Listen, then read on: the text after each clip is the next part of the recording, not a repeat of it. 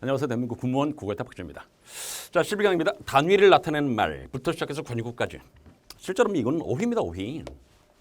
아시겠지만 여러분들 이 오휘와 관련돼서는요. 실제 국무원 시험에 평균 한 3문제에서 5문제 정도가 출제됩니다.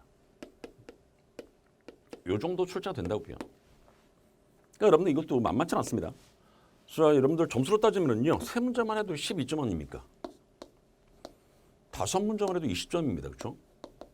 만약에 직렬이 점수가 좀 낮은 직렬이라고 하면 상관없지만 자, 무시해도 상관없지만 만약에 직렬이 좀 높아 점수가 좀 높습니다. 80점이 넘어가야 돼. 그런 친구들은 반드시 여러분들 어휘는 철저히 공부하시는 게 좋습니다. 그렇죠? 근데 여러분들 아시겠지만 이 어휘는 암기야. 암기. 그러니까 계획을 세워서 조금씩 암기를 하셔야 됩니다. 그렇죠? 다시. 자, 이 어휘는요. 이건 암기죠. 뭐. 자, 어휘는 계획을 세워서 조금씩 암기를 하셔야 됩니다. 자, 특히 뭐는 암기했으면 좋겠냐면요. 가장 중요한 거. 자, 1번 한자성어. 얘는 100% 무조건 나오거든요. 그러니까 당연히 암기하셔야 되죠. 자, 두 번째 속담. 이 친구도 실제 문제 잘 납니다. 속담. 자, 세 번째는 관용구. 이 정도는 기본적으로 좀 암기를 하시기 바랍니다. 플러스 알파. 이 알파도 자, 만약에 왼쪽에 1번, 2번, 3번 한자성어라든가 속담이나 관용구를 다 암기했어. 그럴 수 있지 않습니까? 자, 이거 충분히 괜찮을 것 같아. 어떤 식의 문제가 나와도 다 맞힐 수 있을 것 같아. 그럴 때는요. 플러스 알파를 더하시는 겁니다. 예를 들어서 이런 것도 문제 잘 납니다. 단위를 나타내는 말. 이것도 문제 잘 납니다. 무슨 말이냐면 이거. 자, 이런 게 단위를 나타내는 거거든요. 이거. 단위성 의존명사 아닙니까? 이거. 요게 도대체 몇 개를 가리키는지 그런 겁니다. 이런 것들은 다시 한번 얘가 됐어? 그럼 플러스 알파로 추가로 조금씩 더 암기를 하시라고 해야겠죠. 이해하시겠죠? 자, 플러스 또 뭐 있어? 이음절 한자 있지 않습니까? 이음절 한자 문제. 이것도 나오거든요, 문제는. 그러니까 이음절 한자를 여기다 집어넣지 않은 이유가 뭐냐면 문제가 안 나와서 그런 게 아닙니다. 어려워서. 좋아. 이 정도는 포기해도 괜찮겠다. 그래도 실제로 충분히 90점 넘어갈 수 있으니까. 그래서 용건만 틀리면은요. 96점 아닙니까? 이런 식으로. 그러니까 실제로 선택과 집중을 하셔야 되거든요. 공부할 때. 선택과 집중을. 자, 실제로 이 이음절 한자를 공부할 때 시간이 엄청 많이 걸리거든요. 근데 막상 나중에 시험 딱 봤어. 근데 내가 암기하지 않은 게 문제 출제됐어. 그럼 찍어야 되거든요. 공부를 해서 시간 버리고 나중에 문제 나오면 틀리고 그런 거 아닙니까? 그렇기 때문에 자, 이 친구들은요. 이런 것들 다 공부를 하고 플러스 알파로 더 공부를 하고 싶다. 그럴 때 조금씩 더 하시는 겁니다. 알겠죠? 무슨 말인지 알겠죠? 그렇게. 아무튼 자, 한번 여러분들 자, 11강이고요. 단미를 나타내는 말부터 관구까지 쭉 한번 해보겠습니다. 자, 합니다. 이게 개수 문제죠. 단위의 표현이 옳은 것을 물었습니다. 이 말. 채소나 과일 한 접. 이 접이니까 한이 붙었지 않습니까? 한 접. 몇 개? 100개 맞습니다. 이거. 마늘 한 접. 100개입니다. 이거. 됐죠? 오징어 한 축입니다. 이 축은요. 오징어 20마리를 가리키는 거 맞습니다. 만약에 두 축이라고 한다면 40마리겠죠. 곱하기 2 하면 되니까. 됐죠? 아무튼 여기서는 한 축이기 때문에 20마리가 맞습니다. 소는 2마리 맞습니다. 고등어 한 소는 2마리 맞습니다. 두 소는 4마리겠죠. 됐죠? 뭐야? 소리 다 맞는데? 답 3번입니다. 이렇게 답 찍습니다. 그렇죠? 자, 참고로 바늘 한 쌈은 20개가 아닙니다. 24개죠. 선생님, 이거를 어떻게 공부하면 됩니까? 자, 화면 바꾸겠습니다. 요거 암기하시면 됩니다. 자, 여러분들. 자, 제가 싹 지워드릴 테니까 요 정도만 암기. 2개, 10개, 20개, 24개. 이거 있지 않습니까? 쌈, 24개. 판, 계란 한 판, 30개. 거리라는 것도 문제 절로입니다. 오이나 가지 50개. 반접이라고도 합니다. 그럼 한 접은 100개겠죠? 이거 있지 않습니까? 접. 톳, 김 한 톳. 채, 이런 것들은 몽땅 다 100개를 나타내는 말입니다. 한 채는 인삼 100근 이런 식으로. 아, 그러네. 그러니까 요거 암기하시면 됩니다. 요거 암기하면 이런 식의 문제가 어떻게 꽈서 나오든 간에 다 맞출 수 있습니다. 됐죠? 요거 암기. 요 정도만 암기하시면 됩니다. 그렇죠? 오케이. 자, 그러면 암기했다라고 가정하고서 그다음 넘어갑니다. 됐죠? 오른쪽에 있네. 이 교재가 준 게 뭐냐면요. 그런 것들이 다 있어. 그렇죠. 근데 이거 헷갈리니까 자, 제가 보여드린 요것 가지고 암기하는 게 훨씬 더 좀 편할 것 같습니다. 알겠죠? 양도 적고. 좋습니다. 자, 넘어갑니다. 자, 세 번째입니다. 한자의 의미, 한자 표기가 바른 것을 물었습니다. 바르게 연결된 것은 1번 반월. 돌이킬 반자 아닙니까? 반달 혹은 한 달의 반, 결국 이건 반을 이야기하는 거죠. 돌이키다가 아니라 반반자 써야겠다. 그렇죠? 좀 예쁘게. 됐죠? 곡선이라면은요. 이 굽을 곡자잖아. 여기에 착할 선자가 왜 들어갑니까? 이 말이 안 되죠. 선을 뜻하는 게 들어가죠. 선.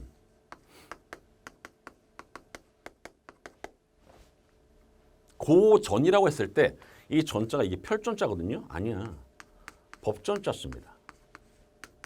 다음 몇 번이다? 4번입니다. 이렇게 답 찍습니다. 자, 화면 바꿉니다. 자, 그러면 이 정도는 공부를 하셔야 됩니다. 그렇죠? 근데 선생님 임절 아닙니까? 너무 어렵습니다. 상관없습니다. 근데 이거는 제가 분명히 아까 모두에 어떻게 공부하는지 말씀드렸죠?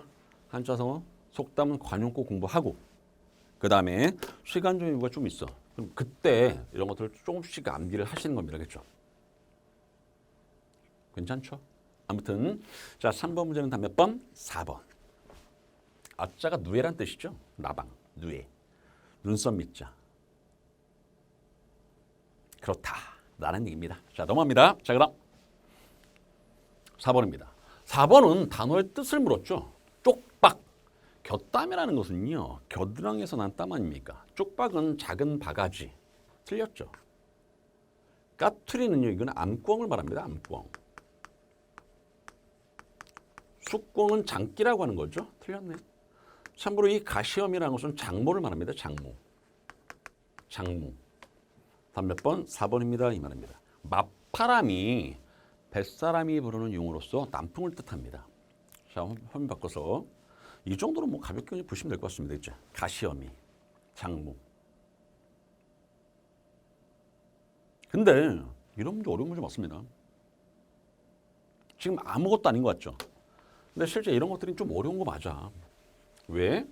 생각해 보십시오. 무슨 뜻인지 모르면 문제를 풀 수가 없거든요. 그러니까 쪽박이 작은 바가지이고요. 까투리가 암꿩이고요. 가시엄이가 장모이고요. 맞바람의 남풍입니다. 라는 것들이 머릿속에 있어야지만 얘가 적절하네 이런 식으로 문제를 풀 수 있다는 얘기입니다. 모르면 찍어야죠 뭐. 그러니까 어휘는 그래.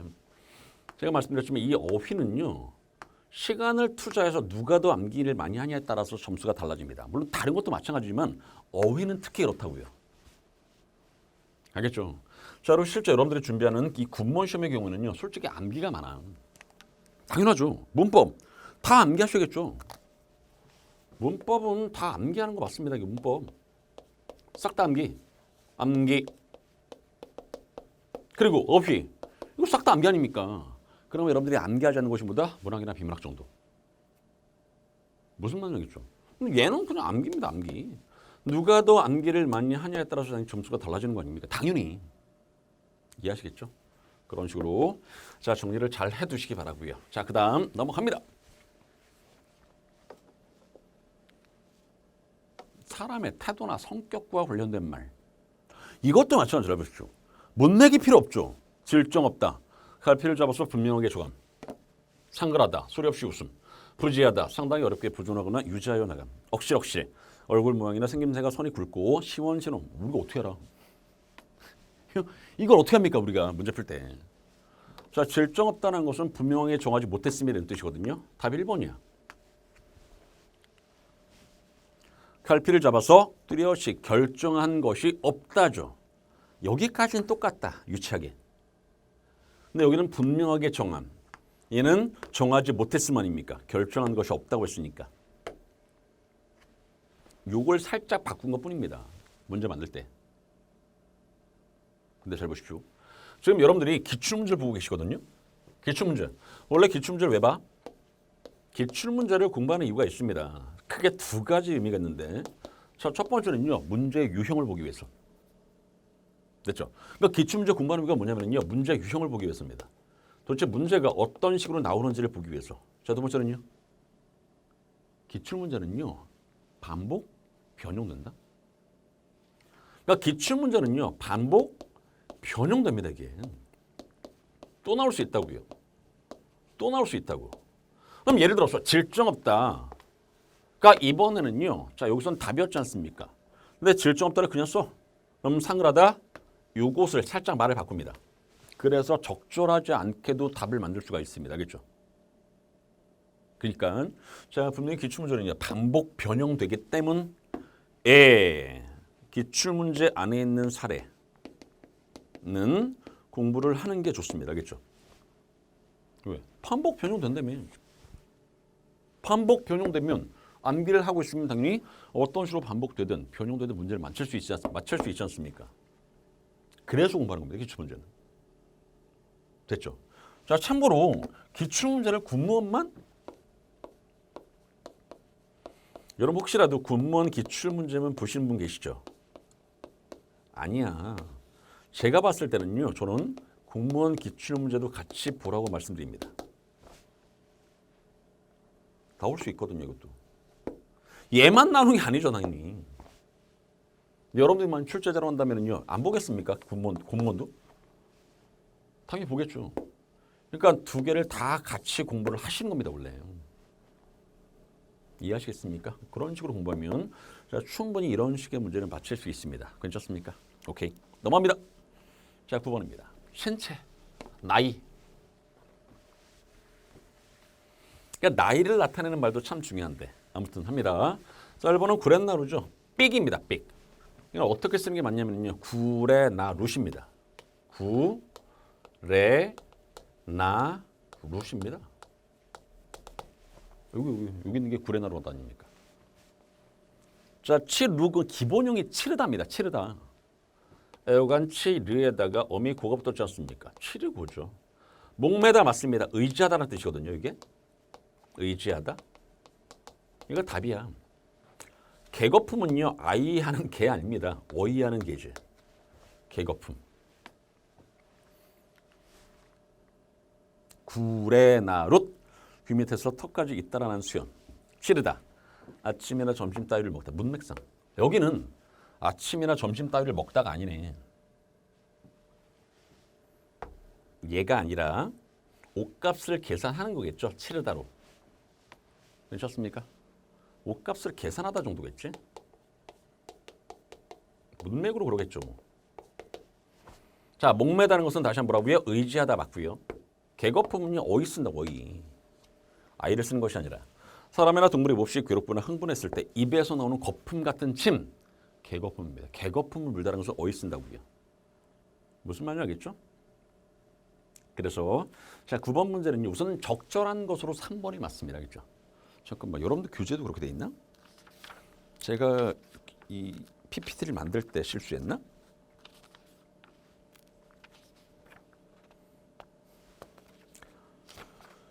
저럼 규제 치르다.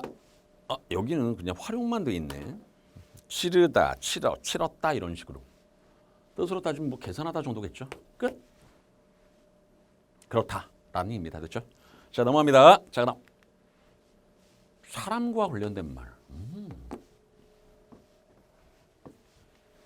이것도 마찬가지 아닙니까? 이거 순우리말이거든요. 윤똑똑이.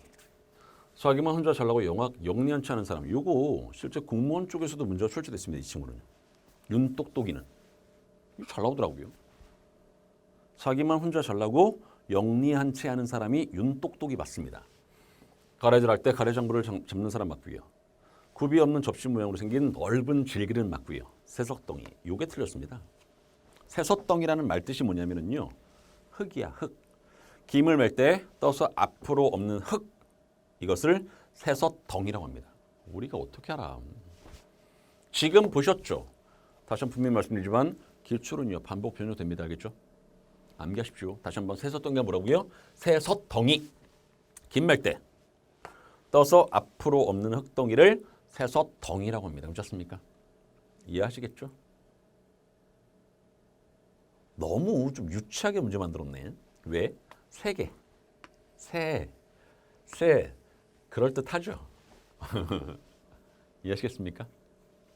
그게 아니라 긴말 때 떠서 앞으로 없는 흙덩이, 새서덩입니다. 괜찮습니까? 앞으로 없는 흙덩이. 됐죠? 끝. 요 정도. 자, 넘어갑시다. 자, 그다음 이 사례가 많네. 나이와 관련된 거, 충년, 지약, 약관, 일입 이런 것도 엄청 중요한 거 맞습니다. 이거. 됐죠? 그러니까 그런 것들을 다 그냥 꼼꼼히 암기하시라고 이야기했죠. 그러시면 됩니다. 그러니까 이거는 제가 그냥 요거와 관련된 한 문제씩 이렇게 풀어드린 거 아닙니까? 근데 정말로 중요한 건 뭐냐면요. 사람과 관련된 말이야. 그럼 밑에 끝장 이론이 있지 않습니까? 간합산이, 가린주머니, 가실쟁이, 가시버시 이런 거 있지 않습니까? 그거를 머릿속에 집어넣는 게 더 중요합니다. 이해하시겠죠? 이 한 문제를 맞고 틀리고는 별로 중요하지가 않아. 어차피 지금은 실전이 아니지 않습니까? 진짜가 아니잖아. 진짜로 여러분들 시험장에 가셔가지고요. 7월 24일 날 시험장에 가셔가지고 여러분들 직접 문제를 푸시는 거거든요. 이게 진짜예요. 그 전까지는 싹 다 연습입니다. 알겠죠? 물론 이런 말도 있죠. 연습을 실전처럼, 실전은 연습처럼. 이해하시겠습니까? 그런 말이 있긴 있지. 근데 그 말이 중요한 게 아니라 실제 연습해서 틀렸어. 맞춘 게 아니라 틀렸어. 그럼 틀린 것을 다시 한번 머릿속에 집어넣는 게 중요하다고요. 플러스 알파로 이 교재 기출 끝은요. 이 교재 하나만 보시면 실제 개념까지 웬만큼 다 정리할 수 있습니다. 맞아. 그래서 중요한 교재를 만든 것 같아. 잘 만들었습니다. 이거.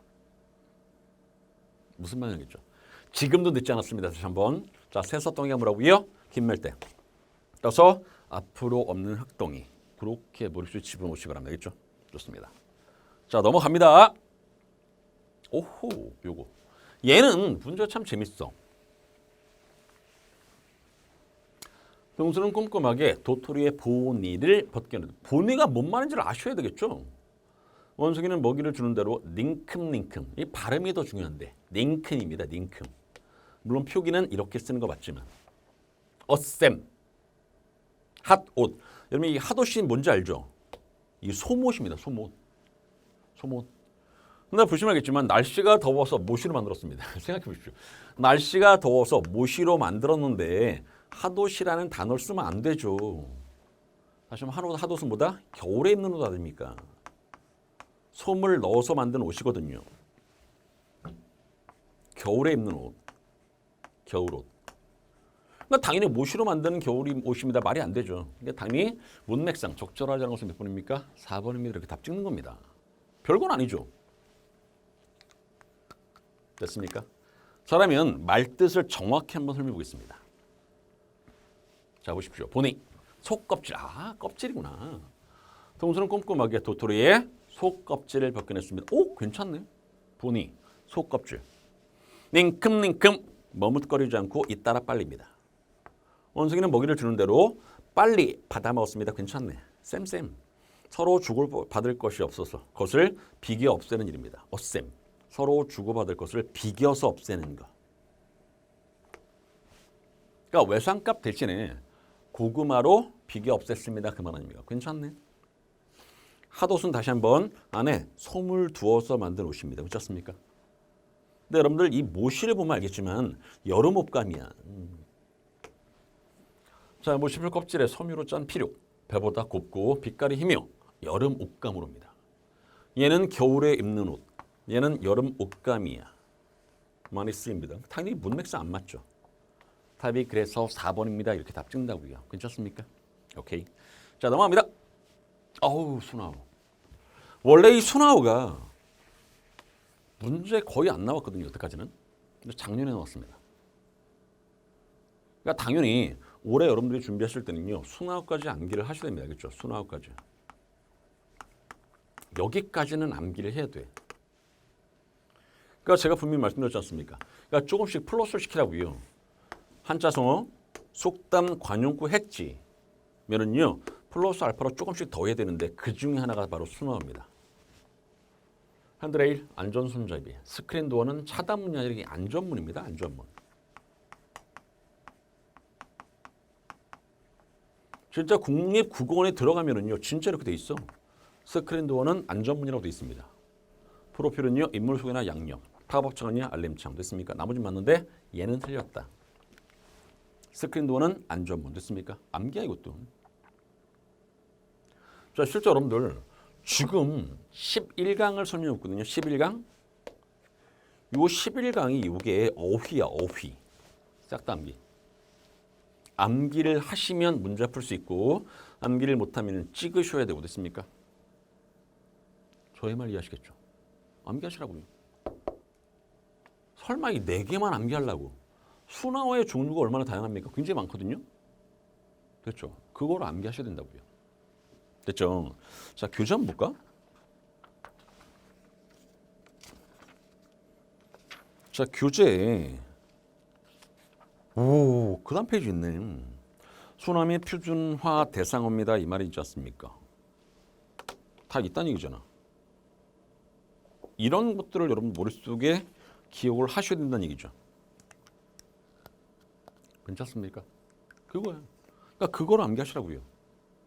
무슨 말인지 알겠죠? 좋습니다. 자, 그다음 동자 이음의 한자. 이게 뭐냐면은요. 글자는 같은데 의미 다른 친구들을 말합니다. 이게 동자 이음 한자거든요. 자, 보시면 알겠지만 부조리. 인생의 모순과 사회의 부조리를 여기서 뼈아프게 느꼈기 때문입니다. 그때의 부조리. 응시. 그냥 바라보는 거겠죠? 응시에서 얻은 객관적인 자신일 때 하나의 인간상으로 떠오르는 것입니다. 감정은 여과된. 도대체 이 친구의 한자를 어떻게 쓸까는 얘기죠. 자, 화면 바꿉니다. 어떻게 쓸까?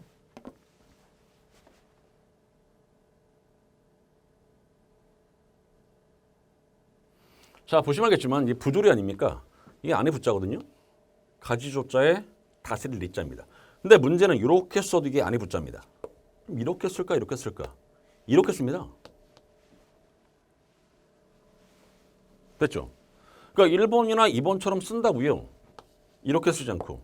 근데 여러분들 가결과 부결 있죠? 부결 어떻게 쓰는지 아십니까? 자, 부결 이렇게 쓴다. 이게 부결입니다. 봐봐, 여기 쓰죠. 그럼 당연히 부결도 똑같습니다. 이렇게 써서 틀리게 문제가 출제될 수도 있다는 얘기죠. 그게 바로 동자 이음어입니다. 솔직히 얘는 동자 이음어가 아니지. 자, 보시면 알겠지만 의미 똑같아. 둘 다 붑니다. 근데 사용되는 게 다릅니다. 이 말이죠. 됐습니까? 얘는 이게 맞다. 부조리 할 때는요. 이게 맞다. 괜찮습니까? 그래서 3번 틀려, 4번 틀렸습니다. 이 말입니다. 자, 그리고 자, 응시라는 것은요. 이게 엉길 응자거든요. 이게 불시자입니다. 근데 얘가 매응자야. 매처럼 보는 겁니다. 응시는 매응이 아닙니다. 엉길 응자죠. 다음 몇 번 그래서 자, 1번입니다. 이렇게 답 찍어 나옵니다. 여과죠, 여과. 아니면 여과. 햄쓸 여자다 실과 거자 쓰지 않습니다. 얘를 쓰죠. 자, 그러면 자, 화면 바꿔서 다시 한번 정리. 부조리 안에 붙자에다가 가지 조자에다가 다스릴 리자. 이치에 맞지 않냐거나 도리의 어긋남 또는 그런 일. 응시. 눈길을 모아서 한 곳을 똑바로 바라보는 것을 응시라고 한다고요. 엉길 응자에다가 볼시. 됐습니까? 자, 요겁니다. 걸을 여자다 진을 갖자. 부정적인 요소를 걸러내는 과정을 비유적으로 이루는 말입니다. 그래서 1번이 답입니다. 이 말. 괜찮습니까? 됐죠? 자, 근데 음은 똑같은데 글자가 다르네. 매응자입니다. 매처럼 보는 거거든요. 맨처럼 날카롭게 노려보는 것을 응시라고 한다고요. 여과. 아까 말씀드렸죠? 햄쓸 여자에다가 실과 거자. 과일을 뜻하는 거자입니다. 얘는 벼슬의 이름이야. 됐죠? 이걸 왜 써봤냐면요. 부조리. 이것도 똑같이 부조리라고요. 근데 얘를 쓰지 않는다고를 한번 보여드리기 위해서 쓴 겁니다. 괜찮죠? 그러니까 당연히 답 몇 번? 1번입니다. 이렇게 답 찍고서 넘어갈 수 있습니다. 그런데 자, 정말로 여기서 중요한 것은 뭐냐면요. 이걸 머릿속에 집어넣으셔야 된다는 거야. 왜? 나올 수 있으니까 똑같이. 응시 안 나오겠습니까? 여가 안 나오겠습니까? 당연히 나올 수 있죠. 당연히 나올 수 있다고요. 그래서 보시라고요. 그래서. 무슨 말인지 알겠죠? 여과라는 것도 보십시오. 부정적인 요소를 걸러내는 과정을 비유적으로. 왼쪽에 삼수변 들어갔다 그렇죠? 여러분들 한 번쯤 써보셔야 됩니다. 써봐야 돼. 쓰면서 암기하시면 훨씬 더 효과적입니다. 그렇죠? 근데 어떤 분은 그러시더라고요. 한자 같은 경우는요. 머릿속에서 떠오르면 된다고. 괜찮습니까? 엉길 응자라든가 이런 것들은 한 번쯤은 쫙 눈으로 이렇게 보시기 바랍니다. 그렇죠? 엉길 응자, 볼시자, 걸을 여자, 지날 과자, 여과 이럴 때 쓰는 거구나. 됐습니까? 요게 여야, 리어. 거기에 삼수변 붙어서 걸을 여자 되는 겁니다. 여기서 됐네. 여기서 뜻 됐고. 됐습니까? 아무튼 이렇게 뭐 따져보시면 된다는 얘기입니다. 그렇죠? 이해하시겠습니까? 이런 문제 어렵습니다. 제가 여러분들에게 이런 것까지 맞히라고 하지 않았습니다. 그렇죠? 이런 거 틀려도 충분히 합격할 수 있습니다. 알겠죠? 그러니까 혹시라도 나왔으니까 자 보시라고요. 혹시라도 나왔기 때문에 보시고 어차피 기출문제 경우는요. 반복 변형된다고 분명히 말씀드렸죠. 기출문제는 반복 변형됩니다. 원래 그래. 기출문제는 반복 변형된다고요. 알겠지? 그러니까 반드시 여러분들 철저히 공부하시라고요. 이해하시겠습니까? 근데 궁금한 게 있다. 여기 왜 동자 이음으로 썼을까? 사례를 이어줬는데. 왜? 왠지 아시겠죠? 부잖아. 얘도 부잖아. 얘는 응이잖아. 얘도 응인데. 얘가 여잖아. 얘도 여입니다. 뭐야, 음은 똑같지 않습니까? 글자가 다른 거죠. 그러니까 이거는 동자 이음이 아닌데. 동음, 이의겠다, 그렇죠? 뜻이 다른 거죠. 동음, 이의, 어. 그러니까 음은 같은데 의미가 다른 거.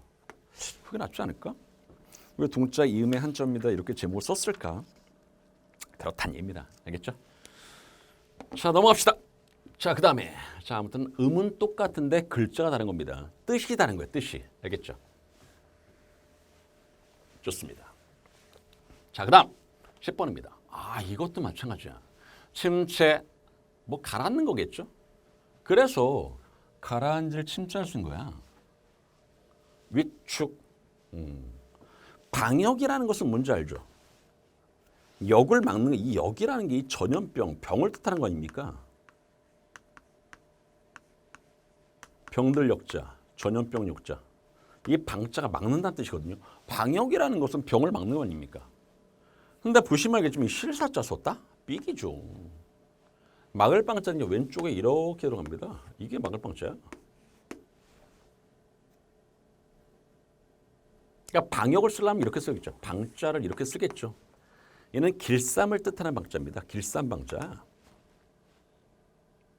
근데 어렵다고요, 분명히.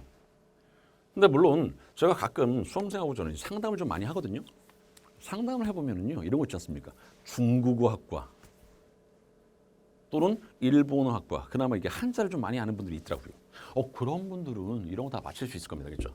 근데 만약에 그게 아니다. 나는 그게 아닌데? 그럼 여러분들은요, 이음절의 한자어까지는요, 맞히라고 제가 요구하지는 않습니다. 그렇죠? 이해하겠죠? 지금은 기출문제 있으니까 기출문제에 해당되는 것만 한 번쯤은 써보시라고 하겠죠. 반복 변형될 수 있으니까. 자, 그러면 자, 화면 바꿉니다. 침체. 잠길 침자. 막히다는 뜻의 채자구나. 됐죠? 위축. 시들 위. 그래서 위에 풀초자가 들어가는 거구나. 보시면 알겠지만 재밌죠? 이 풀초자가 위에 들어가고 이게 벼화자거든요. 밑에 계집 여자 이렇게 들어가네. 시들 위자. 쥐릴축. 왼쪽에 실사자가 들어가네. 요게 숙인데. 아무튼. 자, 방역은 다시 한번 요게 막는다는 뜻이라고. 요게 막는다. 요게 전염병을 뜻하기도 하고요. 병들 역자기도 하고요. 됐습니까? 또 차자에다 둘치. 차치하고 내버려 두고서 문제 삼지 아니함. 됐습니까? 이해하시겠죠? 자, 지금 조금씩 공부하시고 자, 왼쪽에 있는 실사자를 썼다는 것은 길쌈을 뜻합니다. 이 말. 아, 그렇구나. 이렇게 썼다라는 것 자체가 여기에서 음이 내려왔고 여기에서 뜻이 내려왔다는 얘기겠죠. 길쌈을 뜻하는 방자구나 이런 식으로. 괜찮습니까? 오케이. 자, 그 정도 정리하시면 될 것 같고요. 자, 넘어갑니다. 아, 이거 자주 출제되는 한자입니다. 이 말. 항성, 행성, 유성, 북극성입니다. 이 말이거든요. 이것도 한자입니다. 철학자 쇼펜하우어는요, 세상의 모든 책을 별에 비유해서 세 가지로 구분. 언제나 그 자를 지키면서 다른 별들의 중심이 되어주는 항성 같은 이 항자가 항상을 뜻하는 항자인데 성자는 별성자고 됐죠. 행성, 얘는 움직이는 것이 행성이겠죠. 유성, 흐를 유자 쓰겠지, 별성자. 북극을 뜻하는 북극에다 성자, 별성자 쓰겠죠. 이해하시겠습니까? 자, 그래서 잘 보십시오. 자, 여러분들 여기에서 벌써 이게 다 끝났으니까 항성입니다. 행성이고요. 유성입니다. 그 다음에 북극성입니다. 이 말이거든요. 근데 이 항자가 높다라는 뜻의 항자거든요. 아니야. 이렇게 쓰지 않습니다. 항상 항자를 쓰죠. 어떻게? 이렇게. 자, 이게 항상 항자거든요. 한번 써보십시오. 이렇게. 한자도 잘 쓰면 참 멋있는데, 그렇죠? 자, 다시 한번 해볼까? 크게, 조그맣게, 훨씬 더 예쁘다, 그렇죠? 항상 항자. 괜찮죠? 항상 항자. 높다라는 뜻의 항자가 아니라 항상을 뜻하는 항사. 그렇죠? 항성. 나머지 맞습니다. 자, 왔다 갔다 하는 거. 자, 이거는 유성이 흐를 유자 아닙니까? 북극성이야 뭐. 이렇게 씁니다. 이 말. 괜찮죠? 근데 여러분들 이거는 이 어휘 파트 항상 그래. 제가 보통 이 실제 선장에서는 어휘 설명을 잘 안 하거든요. 왜? 암기니까. 이건 철저히 그냥 암기를 하시는 겁니다. 그렇죠? 다시 항자를요. 이렇게 높다는 뜻의 항자가 아니라 자, 항상을 뜻하는 항자다. 이런 것들은 챙겨서 공부 좀 하십시오. 알겠죠? 이해하시겠죠? 자, 넘어갑니다. 자, 오, 사자성어. 여러분 이거는 반드시 맞췄으면 좋겠는데? 특히 41번 보십시오. 와. 자, 보통 이런 한자성어는요. 공부할 때 이렇게 공부하시기 바랍니다. 첫 번째, 읽을 수 있어야 됩니다. 여기는 음이 나왔지만 음을 안 줄 수도 있습니다. 얘만 줄 수 있다는 얘기죠. 얘만. 이심, 전심, 전전, 반측, 사필, 귀정, 인과 응보처럼 읽을 수 있어야 됩니다. 첫 번째는 읽기가 가능해야 되고요. 자, 두 번째는요. 무슨 뜻인지 당연히 아셔야겠죠. 의미도 아셔야 됩니다. 우선 이 두 가지. 솔직히 이 41번 문제의 경우에는요. 쓸 수도 있어야 됩니다. 이 41번 문제를 맞히기 위해서는. 왜? 잘 보십시오. 답이 3번이거든요. 사필. 모든 일은 반드시 이게 정자가 정할 정자거든요. 올바르게 돌아갑니다. 그럼 당연히 정할 정자를 쓰지 않겠죠. 바를 정자를 쓰겠죠. 모든 일은 반드시 올바르게 돌아갑니다. 이렇게. 근데 잘 보십시오. 이거는 대단히 어려운 한자는 아니죠. 무슨 뜻인지 의미가 뭔지만 알면 요 한자가 맞다 또는 틀리다를 따질 수 있습니다. 이 말. 괜찮습니까? 이해하시겠죠? 좋습니다. 자, 여러분 화면 바꿔서 자, 요거 한번 보십시오. 자, 이심전심. 지금 암기하십시오. 알겠죠? 이심전심. 써이. 마음심자에다가 전할 전자에다가 또 마음심. 마음에서 마음으로. 이 이심전심도 문제 참 잘 나오는데 마음에서 마음으로. 불교의 가르침을 이야기할 때 말로써 어떤 뜻을 전달한 게 아니라 마음에서 마음으로 전달합니다. 이 말이거든요. 요거와 관련된 같은 뜻의 한자성어가 불림문자.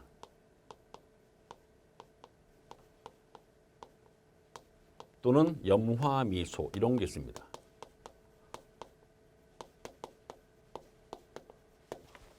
무슨 말이겠죠? 이게 불교의 가르침을 말할 때 입에서 입으로 전달되는 것이 아니라 마음에서 마음으로 전달됩니다. 이게 불림문자라든가 염화미소 또는 이심전심 다 같은 말입니다. 전전만측은 알죠?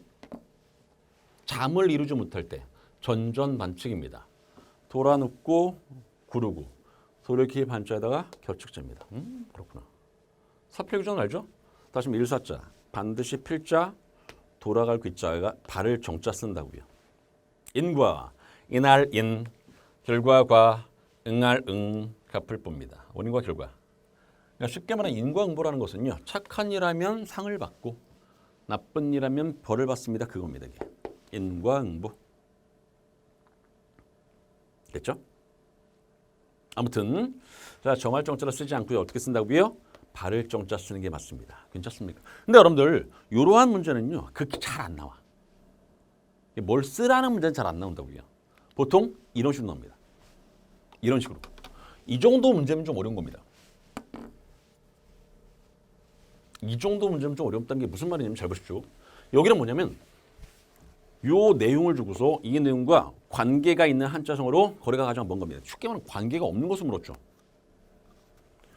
자, 밑에 말도 이렇게 되어 있습니다. 한자가 이렇게 나왔어. 한자성어가. 우선 읽어나 볼까? 이게 뭐다? 견, 리, 사, 의입니다. 자, 이익을 보면은요. 의리, 도리를 생각하십시오. 이 말입니다. 견, 리, 사, 의입니다. 얘는요. 노, 수고롭다는 뜻의 노자죠. 겸입니다. 겸손하다는 뜻의 겸자. 군자는 뭐 하실 거고요. 수기 안이는 알죠? 수, 기, 안, 인. 얘는요. 이게 양상군자입니다. 양상군자. 도둑 이야기할 때 쓰는 거죠. 도둑이 양상군자입니다. 들보 위의 군자 아닙니까? 도둑.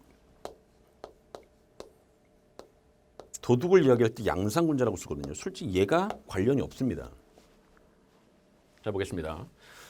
자, 선배는 단순한 지식 습득에 목적을 두지 않고 아는 것을 실천하는 것에 중점을 두고 있습니다. 또한 선배는 개인의 이익보다는요, 사회의 정의, 이게 바로 얘죠. 견리사의. 자신의 인격을 완성한다, 요 정도겠죠. 수기안인. 그것을 통해서 모든 사람에게 평안한 삶을 살기, 여기까지겠다. 수기안인. 이 안자가 편안한 안자거든요.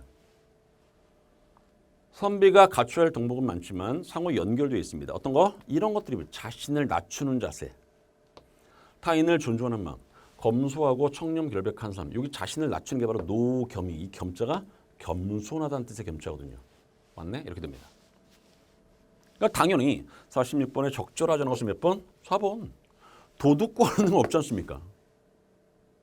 근데 문제는 보십시오. 군자, 그래서 군자. 무슨 말이겠죠? 왠지 그렇다지 않지만 군자? 군자 이건 둘 다 답 아닌 거 아니야? 다른 거 아니야? 이런 식으로. 아마 생각해서 답을 찍으라고 이렇게 선택지를 만들지 않았을까라고 저는 조심스럽게 생각합니다. 쭉 보십시오. 견리사의. 눈앞의 이익을 보면 의리를 먼저 생각함. 제시된 지문에서는요. 개인의 이익보다는요. 사회의 정의를 생각하며 요거. 노겸군자. 수고롭지만 겸손한 군자. 제시된 지문에서는요. 자신을 낮추는 자세와 관련. 수기안인. 제시된 지문에서는요. 자신의 인격을 완성하고 그것을 통해서 모든 사람에게 평안한 삶을 살게 하는 것과 관련. 얘는 관련이 없다고. 도둑입니다. 도둑. 양상군자는요. 들보 위의 군자. 양상군자. 도둑. 괜찮습니까? 그렇게. 자, 넘어갑니다. 근데 여러분들 이 한자 성어는 맞히셔야 됩니다. 제가 여러분들 어휘의 경우에는요. 수험생들이 자꾸 이야기를 하거든요. 기본적으로 맞힐 수 있는 것은 맞춰라. 예를 들어서 아까 말씀드렸지 않습니까? 보통 한 3문제에서 5문제 정도 출제되거든요. 평균 4문제만 하겠습니다. 4문제 중에서 2문제 맞춰야 돼. 무조건 버리시면 안 됩니다. 4문제 중에서 2문제는 맞춰라. 그 2문제 중에 하나가 뭐다? 한자성어 문제 또는 속담 문제 또는 관용구 문제. 됐습니까? 기본. 무슨 말인지 알겠죠? 그 정도는 맞춰야지. 다 틀리면 무려 14문제마다 16점이거든요. 이거. 에이. 그럼 나머지 다른 것도 몇 개 틀릴 수 있지 않습니까? 그러다 보면 점수가 70점대 또는 60점대 이렇게 떨어집니다. 이게. 그러면 안 된다고요. 기본 여러분들은 시험을 딱 봤어. 그 시험이 어떤 시험이든 간에 무조건 80점대는 나와야 됩니다. 물론 이런 분들은 100% 합격이죠. 국어 때문에 떨어지진 않습니다. 아시겠죠? 그러니까 기본적으로 암기할 것들은 암기하고 이해할 것들은 이해하고 자, 다 공부를 그렇게 하시라는 얘기입니다. 자, 출발. 자, 56번은 뭐냐면요. 왼쪽에 한자성, 오른쪽에 속담이야. 관련이 없는 거 찾으라는 문제입니다. 자, 답이 1번이거든요, 이건. 동병상련 알죠? 같은 처지에 있는 사람이 서로 불쌍히 여긴다는 뜻 아닙니까? 근데 여러분들, 비렁뱅이와 하늘은 같은 처지가 아니야. 같은 처지가 아니지 않습니까? 그러니까 당연히 얘하고 관련이 없습니다. 참고로 여러분, 이 속담 있지 않습니까? 비렁뱅이가 하늘을 불쌍히 여긴다. 뭔 뜻이야? 주제 넘는다고요. 주제 넘기 엉뚱한 일을 걱정을 미루는 말. 비렁뱅이가 하늘을 왜 걱정합니까? 주제 넘기 엉뚱한 일을 걱정함을 이르는 말. 비렁뱅이가 하늘을 불쌍히 여기다. 됐습니까? 이거는 이거겠다. 그렇죠? 예를 들어서 과부가 뭐 호라비를 불쌍히 여기다. 뭐 이런 거는 가능하겠다. 그렇죠? 자, 두 번째 답입니다. 마오채승이죠. 말을 좋아한다는 뜻입니다. 이 승자가 탄다는 뜻이거든요. 채자가 이 번갈아 간다는, 그러니까 쉽게 말하면 교체한다 이럴 때 채자입니다. 그러니까 쉽게 말하면 말도 자, 채승이라는 것은 갈아타는 거죠. 그것을 좋아합니다 이 말입니다. 맞네? 이렇게 된 거죠. 작학관보라는 게 뭐냐면 이 작자가 이 참새란 뜻이야. 참새가요, 이 학 아닙니까? 학의 걸음걸이를 배우다 이 말이거든요. 참새가 황새를 따라가다 가랑이 찢어집니다 이 말. 맞죠? 외, 부, 내, 빈. 밖은 부유한 거지만 안은 가난하다고요. 난 부자, 든 거지. 같은 말입니다. 이게. 괜찮습니까? 자, 그래서 아무튼 자 56번 문제 몇 번? 1번. 자, 화면 바꿉니다. 자, 요 정도.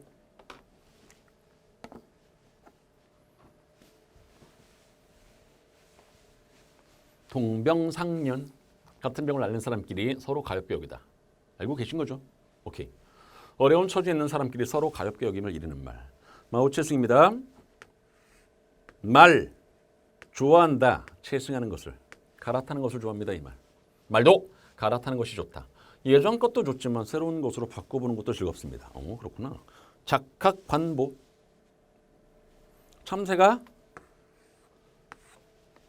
학의 걸음걸이를 배우다. 황새의 걸음걸이를 배우다. 그렇구나. 됐죠?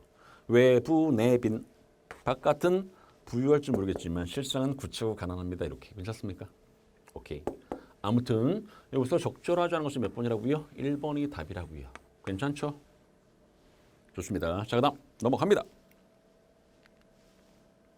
이 61번도 마찬가지입니다. 속담 문제거든요. 이거 속담 문제.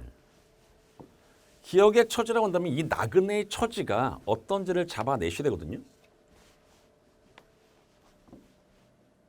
자, 출발 한번 해보겠습니다. 그냥 읽으면 돼. 자, 출발. 쥐노른 괴쇼유 사투리 썼네. 몸을 돌려서 바느질 거리를 다시 들려 할지 이번엔 정말로 인기가 났으면 인기척이 났다는 얘기죠. 황급하게 누구유? 하고 일어서면서 문을 열어보았습니다. 왜 그래요? 저 하룻밤만 지내고 가게 해주세요.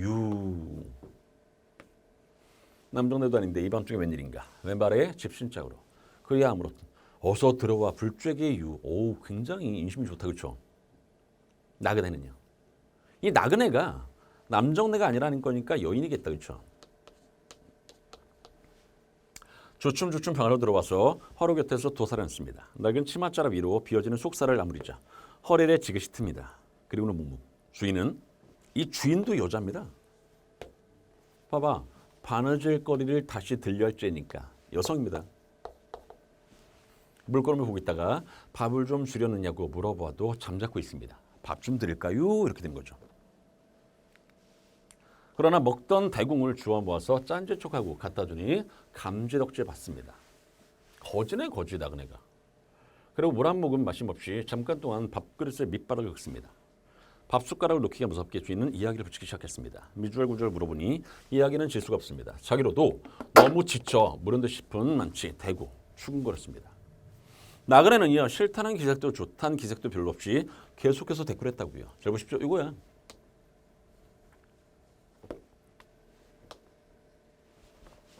얻어먹고 다닙니다. 이게 나그네 처지죠.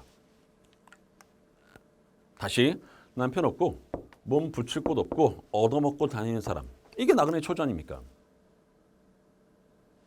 그럼 1번부터 4번 중에서 나그네 처지와 관련된 한자 아니 속담이 뭡니까? 이 말이거든요. 다음 몇 번? 1번이죠 뭐. 거지를 나타내는 거 아닙니까? 패랭이에 숟가락을 꽂고 삽니다. 이렇게. 패랭이는 모자. 이게 모자 이렇게 숟가락 꽂아. 언제든지 빼서 얻어먹을 수 있도록. 그 정도의 뜻입니다. 이게. 자, 나머지 한번 보겠습니다. 자, 나머지. 아주 가난해서 떠돌아다니면서 얻어먹을 정도임을 비유적으로 이르는 말. 태산명동의 서일필은 알죠? 크게 소리 질렀어. 나오는 것은 쥐새끼. 태산이 떠나갈 듯 요동을 쳤으나 뛰어나오는 것은 쥐 한 마리뿐. 예고는 거창하게 했으나 결과는 꽝. 태산명동의 서일필. 터짓 방앗공이에 보리알 끼듯 하였습니다. 이렇게. 자, 이게 요겁니다. 버리자니 아깝고 파내자니 품이 들어서 할 수 없이 내버려 둘 수밖에 없음 비유적으로 이르는 말. 성가신 어떤 방해물에 끼어든 경우를 비유적으로 이르는 말. 무슨 말인지 알겠죠? 보리의 누름까지 세배합니다. 보리가 누렇게 익을 무렵 4, 5월까지도 세배한다는 뜻으로 이거야. 형식적으로 인사차림이 너무 과함. 근데 이거를 왜 여러분들이 보여드리는지 아십니까? 암기하라고. 이거 암기하라고 됐죠? 어차피 분명히 말씀드렸지 않습니까? 기출문제는 반복 변형된다니까. 제가 말씀드렸지 않습니까? 이런 것들이 어디서 어떻게 또 출제가 될지 모르겠다고요. 그래서 기출문제는 반드시 암기하는 게 좋다고요. 알겠죠? 괜찮습니까? 뭐 이 정도. 터진 방앗공이에 보리알 끼듯 하였습니다. 버리자니 아깝고 파내자니 품이 들어서 할 수 없이 내버려 둘 수밖에. 계륵이다. 계륵. 그렇죠? 그랬죠. 계륵. 남 주자니 아깝고 먹자니 먹을 것이 별로 없고 뭐 이런 거 아닙니까? 뭐 그 정도 아닐까? 아무튼 뭐 그렇습니다. 자, 넘어갑니다. 68번. 다음 상황에 쓰이는 속담 또는 관용구로 옳은 것을 물었거든요. 이게 마지막 문제죠. 관용구. 벙어리 재판 귀가 질기다. 배알이 뒤틀리다. 닭 쫓던 개 의상. 벙어리 재판. 벙어리가 어떻게 재판을 하지? 아무튼 귀가 질기다. 귀가 찔겨서 잘 안 들린다는 뜻인가? 배알이 뒤틀리다는 많이 했다. 그렇죠? 속이 막 이게 뒤틀린다고요. 그게 배알이 뒤틀리다잖아. 닭 쫓던 개라는 것은 알죠? 정확하게 알고 있는 것은 요 정도, 요 정도? 자, 출발합니다. 자, 1번 남았네. 그동안 대규모의 금융 완화에도 경제가 살아나지 않는 상황을 반전시킬 수 있는 카드로 환태평양 경제 등반자 협정을 뽑았습니다. TPP. 세계 경제의 40%에 이르는 세계 최대 규모의 자유무역권 확보. 아베노믹스의 기폭제로 활용한다는 보관. 하지만 TPP에 대한 반대 뜻을 명확하게 해온 후보자가 당선되면서 그동안 공을 들였던 환태평양 경제 동반자 협정도 무용지물이 될 처졌습니다. 무슨 말이겠죠? 열심히 노력했는데 결과는 꽝. 이게 바로 뭐다? 닭 쫓던 게 지붕 쳐다본다 아닙니까? 열심히 개가 닭을 쫓았는데 이 닭이 어디 올라갔어? 지붕으로 올라갔습니다. 멀고 있는 바라만 보는 거 아닙니까? 이게 이거야. 그럼 나머지 한번 볼까? 나머지 한번 뜻인가? 벙어리 재판 옳고 그름을 판단하기 매우 어렵거나 곤란한 경우. 아, 벙어리 재판? 그렇지. 벙어리는 말을 못하지 않습니까? 말을 못하시는 분들이잖아. 그럼 벙어리 재판을 한다는 것은 다시 한번 옳고 그름을 판단하기 어렵다. 아, 그렇구나. 귀가 질기다. 눈에서 남의 말, 귀가 질기다는 것은 남의 말을 잘 이해하지 못할 때, 뭐 그럴 수 있겠다. 싹싹하게 잘 듣지 않고 끈덕짐을 이루는 말. 배알이 뒤틀리다는 비위가 거슬려 안이 꼽다. 닭 쫓던 게 지붕 쳐다본다는 개에 쫓기던 닭이 지붕으로 올라가자 개가 쫓아 올라가지 못하고 지붕만 쳐다본다는 뜻으로 시작합니다. 애써 하던 일이 실패로 돌아갔다고요. 봐봐. 실제로 여러분이 일본의 처지를 보면 알겠지만 정말 열심히 했다고. 하지만 이런 후보자가 당선되자 결과는 꽝입니다. 이 말 아닙니까? 똑같이. 애써 하던 일이 실패로 돌아가거나 닭 쫓던 게 지붕 쳐다본다 이 말 아닙니까? 됐습니까? 여기서는 이제 관용구니까 닭 쫓던 개의 모습. 됐죠? 답이 그래서 몇 번? 4번입니다. 이렇게 답을 찍을 수 있습니다. 옳고 그름을 판단하지 못하는 거. 남의 말을 잘 듣지 않는 거. 속이 뒤틀릴 때. 배가 아파서. 됐죠? 그 정도 이렇게 툭툭 암기하시면 좋겠는데 뒤위가 거슬려 안이 꼽다. 배알이 뒤틀리다. 그러네. 괜찮죠?